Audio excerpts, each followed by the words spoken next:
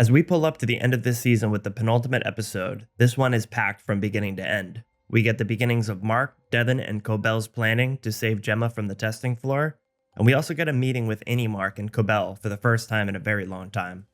We get to catch up with some of our favorite characters that we haven't seen in a couple episodes, while also marking a potential end for two of our dearest refiners, one being Audi Irv and the other being Innie Dillon.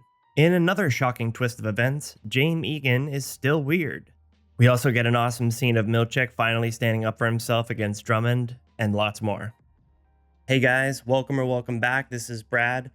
This is the not so calm before the storm. We have everything coming to a head right now, and things are going to come crashing down at Lumon and on the testing floor. So I'm a little nervous about what's going on. There's a lot happening right now. We only have one episode to tie everything up, and I know that that's not going to happen. There's a lot of questions that they introduced in this episode, which I'll go over. But we do a great job kind of touching base with a lot of the people that we haven't seen in a couple episodes. This season overall has been a departure from the MDR that we kind of came to know and love in season 1, and it's just been like dismantling of that slowly over time. And obviously with Irving, and then what happens with Dylan in this episode where he's considering quitting. With Helly, this effectively would have been, her last day on the completion of Cold Harbor. So things are really turning, and season 2 has a lot to live up to in terms of matching the excitement of season 1's finale, but I believe it's going to be amazing, and I'm super excited for it. I can't wait to see what happens, and I'm already mentally prepared for that cliffhanger. So without further ado, let's jump into the breakdown and let's talk about this episode a little bit. This episode kicks off with Helly swimming in a pool, which we can assume is the Egan household, where Helly and James stay. As Helly walks in, she sees James, who says, "A momentous day," because this is supposed to be the day in which Cold Harbor is completed by Mark, the turning point in Lumon. Helly uses this egg cutting tool to cut her egg into 6 perfect slices, and this just made me think of Gemma with the severing into the 6 different rooms. Realistically, it's just more so that Helen is weird and eats her eggs like a heathen. The plate that she puts her egg on is an old porcelain plate with this specific art piece in the middle. It has the blue and red robed women on both sides shackling. It looks like this person down into the middle in the chair, which could definitely symbolize the contrast between the innie and the outie, but it kind of reminded me of Mark's plate with Gemma and Helly. Helly is really savoring this egg though. Even the Egans aren't immune to the cost of eggs. This part here made me audibly laugh though. James lets out this disgusted whine at Helena.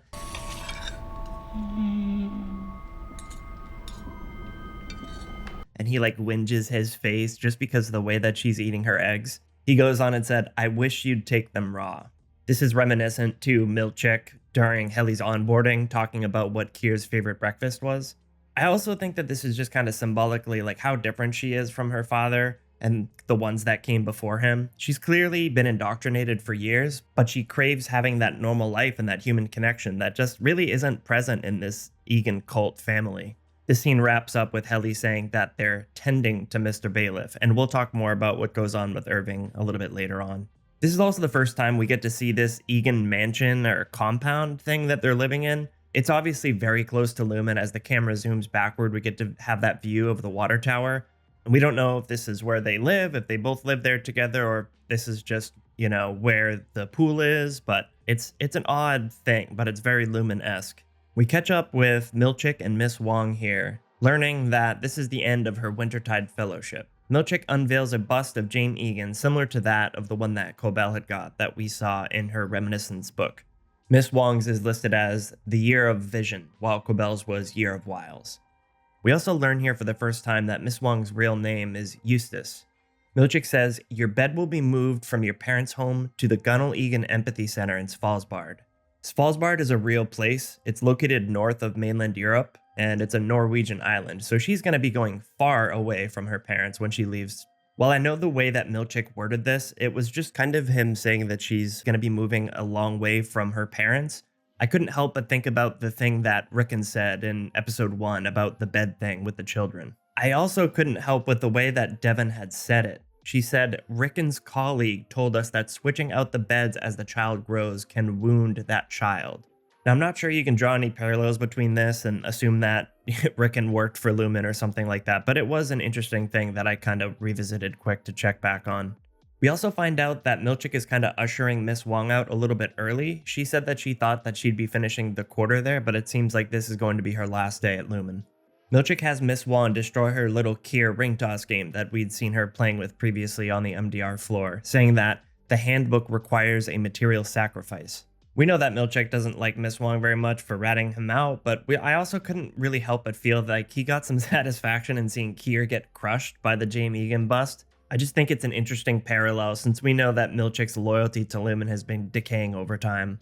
We see Gretchen in uniform, and we have Dylan getting ready to head off to work when Gretchen reveals to him what happened when she last saw his innie. She said right before she was on her way out, they kissed for about a minute. Dylan, rightfully pissed off, chucks his greens from the blender into the sink, and I thought of this just kind of throwing away the one thing that he was kind of starting to work on to try to get Gretchen to like him again, paying attention to his health and maybe trying to eat better. As we expect, she says, "He reminds me of how you used to be."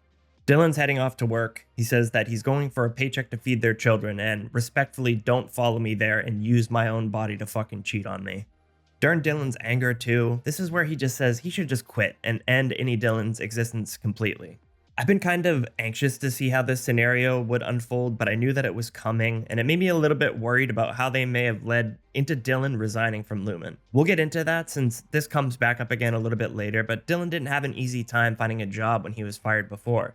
So any resignation request has to also be signed off by Audi Dylan. And obviously Dylan's rightfully upset right now, so that might actually be the case. He might actually just grant it, despite knowing that that might cause his family some temporary harm without him having an income. I really hope this isn't the end of Dylan. His character, his innie character is so fucking funny. I love it. But we'll catch up with this a little bit later and talk a little bit more about how innie Dylan handles this. We get a little look now into Irving, post Drummond doing his research and sifting through all of Irving's stuff while he was at the dinner. The message has already been relayed up the ladder, hence at the start of this episode, Helena saying that they're going to deal with Mr. Bailiff. Once Bert sees that Irving enters the room, he starts reading off some of the notes that Irving took on him. Irving wrote that Bert may be connected to several recent disappearances or deaths. He wrote that Goodman may have participated as a low-level Lumon enforcer or goon. Irving's caught off guard, and he's trying to play it cool, saying that he knows that he's wrong and that Bert is not with them, although we find out that's quite the contrary. This is hopefully not the beginning of the end for Irving's Audi too. We already had to go through the pain of losing any Irv, and Irving has such a dynamic character that's only just kind of started to reveal all these little things that he's been researching, so I really hope this isn't the end of him. But Bert insists that they take a ride, and we know where this is going to effectively lead. We're back on the observation floor, but here with only Dr. Mauer and none of the other copies. And he's rocking a Lumon branded band-aid after he was KO'd by Gemma. He notices that Cold Harbor is still stuck at 96%, and he's confused why it's not moving. But we find out that Mark is not at work today, so their momentous day is having to take a back seat. I also want to mention briefly here that this was supposed to be Helly's last day. Her entire thing down there, being Helly R, was just to aid Mark S in completing Cold Harbor. I also noticed that she is wearing the exact same thing that she was wearing at the beginning of the show where she was kind of getting introduced to the severed floor. She's wearing the same exact blue outfit.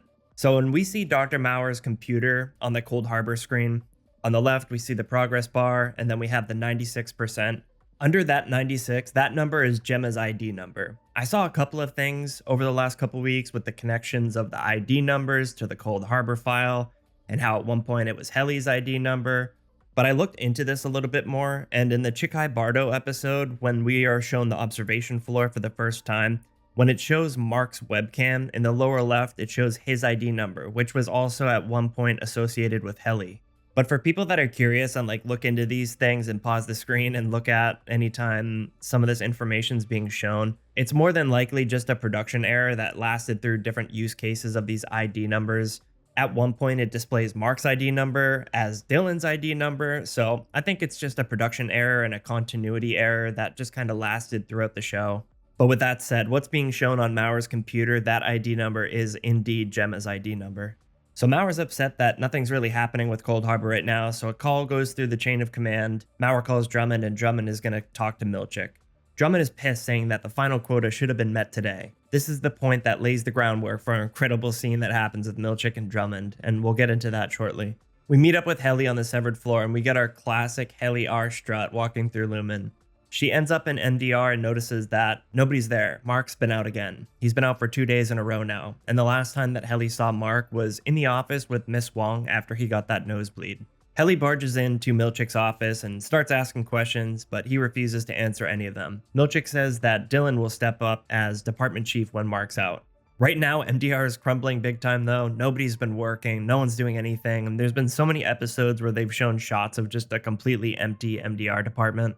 Helly fires back at Milchick saying, kinda like you and Cobel, replace one part with another. Milchick says, that's enough, Helly R. She walks up, stares him down and says, don't you mean Helly E? I just love the presence that we've gotten from Milchick. He just seems so defeated and stuck with everything that's been going on. I feel like we're starting to get more of what the real Milchick is supposed to be coming through, his like Lumon riddled shell. I know a lot of people think that Milchick is going to end up switching sides, and I feel that his Lumon loyalty has been waning for a while, ever since he got those paintings, but I really want to see a little bit of a Milchick backstory. I want to learn a little bit more about who he was before Lumon and how he kind of came to be in that position that he's in right now. I mentioned this briefly in my first video that I made, but in the Lexington letter, Peg is writing to somebody called Jim Milchick. So we do know that he has family that are still involved in Kier, but I'm really hoping that this gets elaborated on a little bit more next season. So Gretchen does end up following Dylan to work, but it's not to cheat on him or anything, it's for her to end things with Annie Dillon. Gretchen tells Annie Dillon what she said to Outie Dillon, and he says, was he glad for us? They both know that this is a very volatile scenario. Gretchen tells Annie Dillon that they can't meet anymore. Realistically, Gretchen knows chasing that short-term high with Annie Dillon is just gonna lead to the collapse of her family. It's not worth it. And with Outie Dillon already considering quitting, Gretchen knows that she has to end this right now. Dillon actually tries to propose to her with this ring that he made. And Annie Dillon is just completely consumed by Gretchen because that's the only thing that he can think of ever since they initially gave these perks to him. He's just been chasing the next time that he can meet with Gretchen. Realistically, this just led to the destruction of Dylan as an employee, and it's seemingly going to end with him quitting if it's granted by his Outie. You think Lumon would have thought this through a little bit better, but I think they're just so fixated on Mark completing Cold Harbor, they just really don't care about what else happens. Dylan and Helly are talking it over briefly, and Dylan's pissed. He says that we're stuck down here. We have no lives, no family, and it's all your fault that we're down here. We get to catch up a little bit with Mark and Devin now, and Devin's just trolling him a little bit, finding out to see if it's Mark fully there or not. She says, sorry, the wind was whistling over the hole in the back of your skull, so I didn't quite get that. They're on their way to meet Cobel to discuss the next steps of what their plan is to save Gemma. Mark obviously doesn't want to be here with her, and he can't trust her. She asks him how he's doing, and he drops this hilariously honest line. Oh my God, so good. My wife's being held prisoner at Lumon, and I just got brain surgery in my basement. How have you been? Cobel puts it bluntly to both of them, saying that if Mark completed the file, Cold Harbor, that Gemma's already gone. Cobel tells Mark to call Milchick right away, because if he smells chicanery, he'll lock them out of the building. Mark and Milchick have this conversation about him calling out of work sick. He's feigning an illness to try to stay out of work today to plan how they can rescue Gemma. Milchick immediately tries to get involved, saying that you're a priority employee, I'll send a car to your location. Mark quickly changes pace and just says that he needed a day off, but he assures him that he'll be in tomorrow. Isn't that what Lumon's all about? Balance? Milchick stays silent for a good bit here after what Mark said to him. He gets a little teary-eyed, and he knows just because for his experience at Lumon, there has been absolutely no balance. He's just been getting roasted and the hammer's coming down on him. I mean, he realizes that he shouldn't be as dedicated to Lumon as he is. Over the course of this season, his loyalty has just been decaying slowly. Helly secretly enters the break room to go for Irving's directions that he hid behind that poster. She ends up taking it back to an empty MDR, reciting it over and over again to herself to try to commit it to memory. Meanwhile, we get a view of the distraught Dylan just walking through the hallways of Lumon, and he just says, fuck this place. Oddly enough, Dylan gets a little taste of what Irving was experiencing when Bert's Annie was retired. So now he kind of understands what that loss feels like, since they hadn't ever really had to experience something like that before. Dylan immediately goes to put in his resignation request form. He checks every single box under his reason for resigning. Milchick says that Dylan quitting reeks of ingratitude, as if to say that them offering him to meet his Outie's wife wasn't good enough. Miss Wong shows some humanity here. She apologizes to Dylan and says, I should have facilitated better, which is an interesting contrast to that episode of Irving's funeral where she said to Milchick that innies weren't people, so you shouldn't treat them as such. And what she says to Dylan here, she appears genuine when she says it.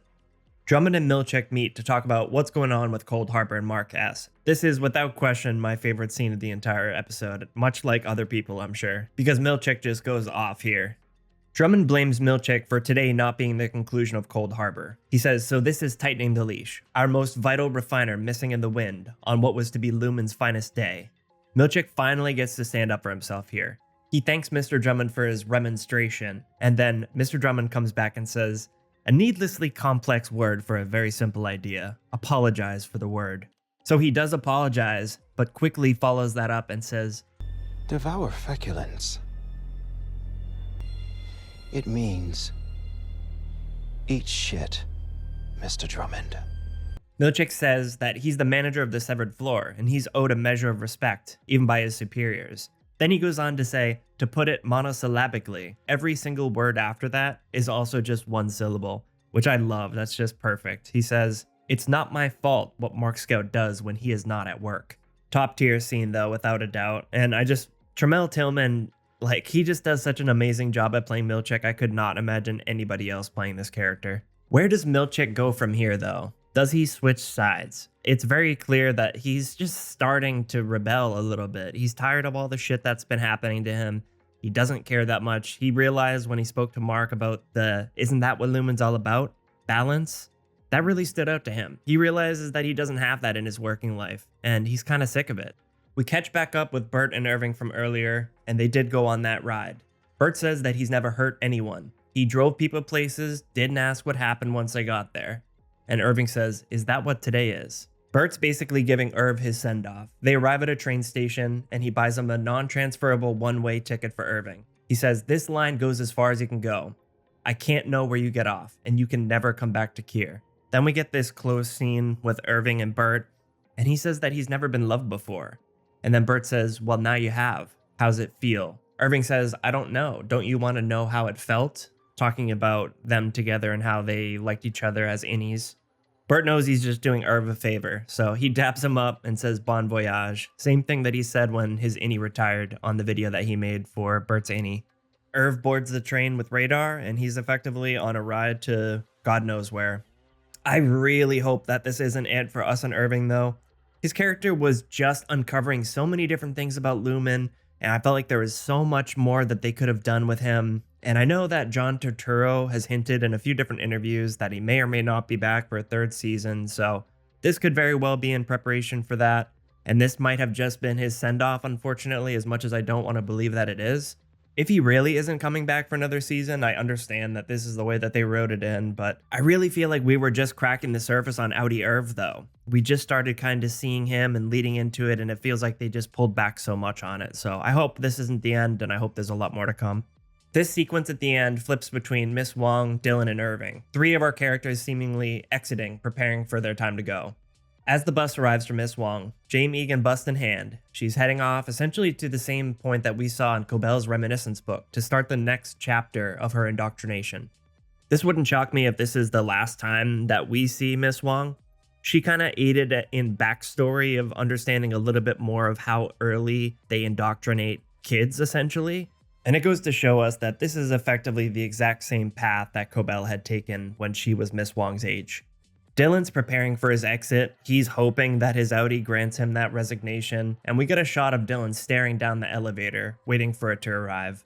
Gretchen told him earlier that his Audi was considering quitting too, and she was worried about it, so Dylan knows that this could effectively be the end of his innie's life. This shot with Dylan here symbolizes that perfectly. He's sitting in front of the Kier painting, the Kier pardons his betrayers, where he's kneeled down holding a sword. Dylan's head perfectly aligned with one of the people in the painting up against Kier, effectively just ending the suffering that Dylan's experiencing as an innie. Dylan steps into the elevator, and I really hope this isn't it for him. His character provides some much needed comedic relief in some of these moments that are just really serious and sterile, so I hope it's not the end, but there's certainly a chance that Dylan's Audi is just so upset with everything going on, rightfully so, that he just ends innie Dylan's life right here. Irving shares a look with Radar, knowing that he's at least got his buddy with him. He's leaving everything behind, everything he's worked on to try to research Lumon, and he tears up a little bit while he's heading off into the unknown. I just want to mention this real quick, but this little love story thing with Bert feels exactly that, just little. I know for time constraint purposes that they didn't expand too much on this, but this portion leaves a little bit to be desired for me. As far as they know, their innies had a thing, but Bert still has a husband on the outside too. He's got Fields. So it's effectively does love transcend Severance. This is all that I can really think of since Irving still really had the essence of himself from the severed floor with Bert. Bert showed enough love to Irving too to get him to safety and make sure that he had a good send-off and he wouldn't get hurt. And we knew bad things were on their way for Irving too, because at the beginning of this episode, Helena says that they're tending to Mr. Bailiff. There's some great transitions in this episode as well. I mean, there's so many just over the course of this entire series, but when Irving's in the train ride, it kind of flickers and zooms through into the testing floor elevator area, which that was great. I love that. And while I'm talking about this, I want to mention another one that I really liked. It was with Helly on the left side in MDR. Her face, her profile view, fades out into the shape of the coast that Cobel, Mark, and Devon are meeting at. We get a shot of Helly and MDR sitting there trying to memorize those directions that Irving wrote to the testing floor. James Egan slowly shows up out of the hallways and into the shadows, and he says, "You tricked me, my Helly." Helly just looks at him and says, "What the fuck?" I imagine James was just on the severed floor just because this was supposed to be the conclusion of Cold Harbor. And when he says to Helly that she tricked him, it just has to be about the gala, and Helly deceives speaking to him in the finale of season 1. He thought that he was speaking to Helena. It's just interesting that he calls her Helly here, but I can only just imagine that that's like his name that he called her when she was young or something, and then that just carried over into Helena's innie. So our trio here now with Mark, Devon, and Cobel are brute forcing their way into the birthing cabins. Cobel tells the guard she's one of James. No one's to know. James being at the head of this cult, it's obvious that he's just out there doing the dirty with a bunch of brainwashed women in this cult, taking advantage of them. And I just hope that one of them wasn't Cobel. I mean, where she was so tied in with Lumon at such a young age, it's just gross. But it also makes you wonder how many James Egan children he's got roaming around there. During this conversation with the innie cabin guard, there's a Twilight Zone reference where Cobel says, "Miss Marcia White, 9th floor." Guard responds, "Specialties department." And Cobel says that she's looking for a gold thimble. This Severance episode is called The After Hours, which is the exact same title of that Twilight Zone episode. The episode is basically about Marcia, who is trapped in a store after closing, and she slowly pieces together the truth that she's not a human, but she's actually a mannequin. And there's this rotation of mannequins that get to take turns basically living as real people. So it's her time to return back to her mannequin being so somebody else can take over. There's clearly a lot of parallels that you can make between this and Severance as a whole, especially what's to come literally just following this, where Mark effectively gets turned off and any Mark just shows up just because they're at this birthing cabin.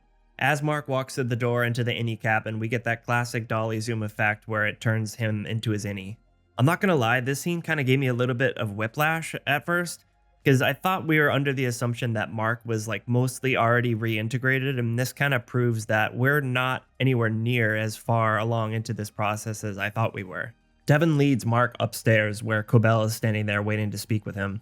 Cobel is standing in front of the fire, like hellishly lit, similar to the way that Bert was at that dinner, backlit by the flames. Now that we know that we're still in the process of Mark's reintegration, it's going to take much longer. This is like effectively the birth of the new innie Mark. He's going to be told everything. He's going to get caught up. He's going to be told to stop working on Cold Harbor. This flips everything for him. And this episode ends very much like the season 1 finale ender, where we end for the second time on She's Alive. So I really like this episode. We got to touch base with a lot of our characters that we haven't seen in a little while, but we also kind of get this thing at the end here where it's 3 of our characters that are effectively kind of on their way out. So Miss Wong, Dylan, and Irving have some sort of an exit this episode. Miss Wong seemingly, it wouldn't shock me if this is the last time that we see her. She might not be back. I think she was just more of a plot device to show this is what Cobel kind of went through when she was a kid, and this was the start of her indoctrination.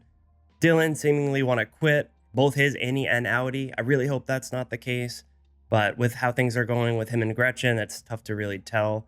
But I love Innie Dylan. His character is just too good, so I hope that this isn't the end that we see of him. And Irving, we already had to mourn Innie Irving's death, and now it seems like he's on his way out. And I talked about this in the breakdown, and I know that John Turturro might not be back for season 3, which would be heartbreaking, but I get that this is how they had to write it in, probably just in case. I don't think he's said for certain whether he'll be back or not, but he's had his own things with the shooting of the show, and he didn't really like the bright light, things like that. Anyways, hopefully he stays. I really love Audi Irv. I feel like he was just uncovering a lot of stuff on Lumon, and his character was so dynamic, and it had a lot to explore there, so it would bum me out if that was the end. So one of the things that I kind of want to talk about briefly is the Mark, Devin, and Cobel thing. We're kind of left in the dark for a lot of them in this episode. They almost kind of seemingly are just hanging out by this coast, just talking over what their plan's going to be. We cut effectively between when Mark's calling Milchick to call out of work, and then all of a sudden it's nighttime, and, they're going to the Innie cabins to try to talk with Innie, Mark, and Cobel. And, Cobel's probably filling Audi Mark in and a lot of stuff. And then I'm sure at the end of the episode, that's the reverse happens. Innie Mark gets caught up. But I think the intentional lack of dialogue between these three, especially with the planning, I think it left a little bit to be desired for a lot of people there. And also, one of the things, like I mentioned in my previous video, sometimes like after the episode, I'll hang out a little bit in the Severance Discord and just chat to some people about the episode. And there were a few people saying that Devin seems really suspicious now, as if she might be like a Lumon planter working with Lumon. And somebody in the comments of my previous video brought up that Devin is Devin's scout in Cobel's phone. And I think that just the lack of dialogue overall is almost making her seem a little bit more suspicious, like she has maybe not an ulterior motive or anything like that, but it's like she's bringing Mark to talk to Cobel, and we don't really get to see anything that they speak about. So it's just, and it seems kind of far-fetched that she would immediately go to Cobel, but I don't think that that's the case. I think it's just the way that the episodes were written, that it almost kind of appears like there's something missing there. Maybe it's like an intentional thing, but I personally don't think that. Again, that's what people are throwing out for theories. And the only thing I just want to talk about briefly is on Irving and Bert's thing. I mentioned in the breakdown that, does love transcend Severance? Because their little love story there at the end, it almost, in a way, it felt a little cheap to me. The scene itself was really good. It was well shot. It was impactful. But it just seems like there's so little there between when Bert and Irving initially meet and they end up planning the dinner, they go through the dinner and all that. This happens very quickly. And I can only imagine that the reason why, they feel some sort of attachment to them is because although you're severed, there's got to be some sort of overlap there. I mean, you're still the same person. So that's the only thing I can think. Otherwise, it just seems like it went too quick, and it almost felt like a cheap way to write Irving off in some way that I didn't really like. I liked the scenes and the way that it was shot, and Irv departing and everything like that. That was great. And, Bert looking out for Irv, giving him a send-off because something was going to happen to him. Like Helena said at the beginning of the episode that they were tending to Mr. Bailiff. But that was the only thing that I had a little bit of an issue with. The rest was great. Obviously, we have that phenomenal scene with Milchick, and I'm curious to see where his story kind of takes him next. He's clearly shifting to the other side a little bit. I think that's an exciting thing that we're going to explore in season 3. And we have one episode to cap it off here, and I'm excited. I think they're going to deliver. I think it's going to be one of the best of the series, and I hope it exceeds that of what we thought for the season 1 finale, which was an absolute home run of an episode. So I'm really excited to see where this goes. Anyway, thank you guys for watching. I appreciate it if you made it this far. Let me know in the comments what you thought about this episode, and I'll see y'all next week. See ya.